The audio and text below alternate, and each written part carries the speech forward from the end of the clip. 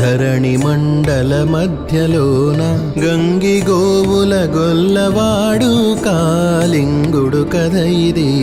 ధరణి మండల మధ్యలోన గంగి గోవుల గొల్లవాడు కాలింగుడు కథ ఇది.